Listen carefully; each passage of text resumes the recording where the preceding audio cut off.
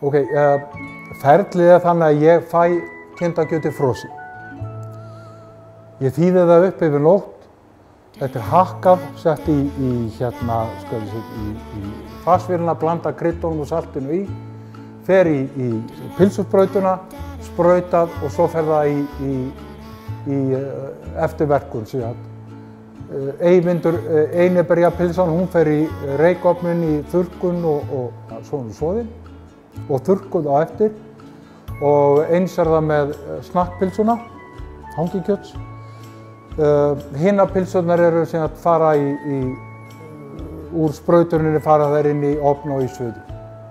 Já, lambakjötspylsurnar eru til hjá okkur í búðinni á Hrísateig.